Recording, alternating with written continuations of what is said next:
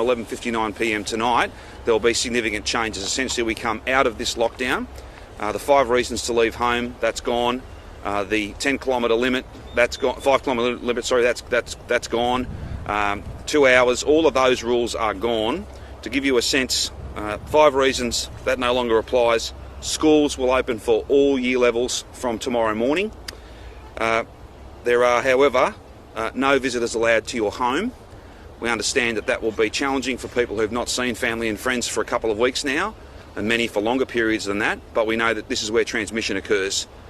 So there's a lot of good news in today's announcements. That's, I know, not the news people want to hear, but it is incredibly important that we regard the home as what it is. It is, in many respects, from a transmission of this virus point of view, the highest risk environment. So no visitors to your home for the next 2 weeks. If we can change at that point, obviously we will, but the advice is we have to continue to regard those environments as high risk. Pubs, restaurants, cafes, bars, they will open. 100 inside, 300 outside, a density quotient of 1 person per 4 square metres. Gyms will be open with a similar density quotient. Community sport is back on for practice, for competition, for kids and for adults. The accommodation settings, for the purposes of your stay, it is your home. So the same rules apply as if you were at your home. You can't be going away with other families. You can't be having visitors to your temporary home, the accommodation that you might seek to use over the next couple of weeks. So if you're going away, that's fine, but it's got to be your family unit, and the rules apply as if you were in your family home. No visitors, no shared holidays. In terms of other matters, public gatherings, they will be limited to 10 people. Funerals and weddings will be limited to 50 people, not including those who are intrinsic to the celebration of those or the conduct of those particular events. Masks will remain inside and outside and always. The Burnet Institute released some very thorough work that they had done just in relation to last year, and they attributed something like 40% of our success last year to the wearing of masks. I know it's painful, I know no one enjoys doing it, but it is effective, and that's all we have to focus on, things that work against this virus and particularly against this Delta strain.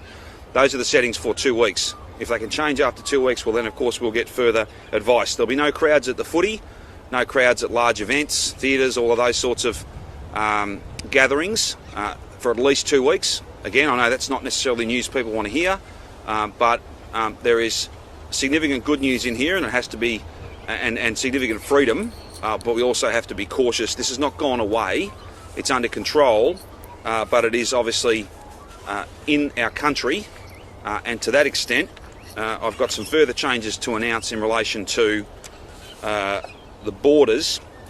There are, as you know, a border bubble that exists at the moment where there is a freedom of movement without a permit. I'm announcing from 11:59 p.m. tonight the following New South Wales local government areas will no longer be in that bubble. The municipalities of Wagga, Hay, Lockhart and Murrumbidgee, they will no longer be in the bubble, and if you want to travel to Victoria from those 4 local government areas you would need a permit, and as you know we're only granting permits for those who are approved workers, and even only then when it is absolutely necessary. I take no pleasure in having to essentially lock out those 4 communities from Victoria, but there's a refusal to lock people in Sydney into Sydney, so therefore I have no choice but to make these changes. I'll also foreshadow with you that there will be further border changes. I'm not in a position to announce those today, but I'll announce those as soon as we can. We have to do everything we can to keep this virus out of our state, and it's obviously regrettable that we've had to do that all the way down at the Murray, but we'll do what we can. I can't control the settings in capital cities other than our own, but these are the rules and these are the changes that we have made. Just finally, in terms of offices, 25% back to the office. If you can work from home, then you should. We would ask that you work from home in the interest of just every precaution to keep us safe. Again, that won't be news that everybody supports, but they are the rules, and that's where we get to. We are in no way triumphant, in no way boastful. We are grateful for the work that so many have done, and indeed that all Victorians have done.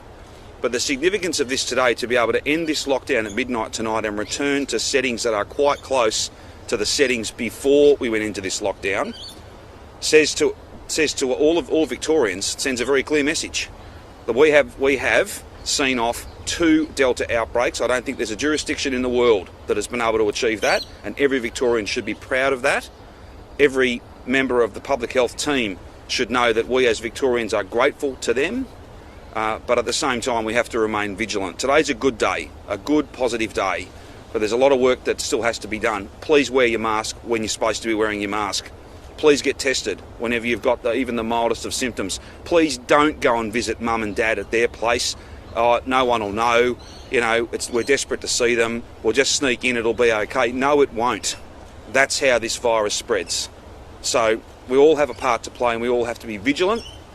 We all have to be, I think, proud of the work that others have done, but we can't be triumphant about this.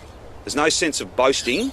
This is with us still, and we have to be vigilant against it.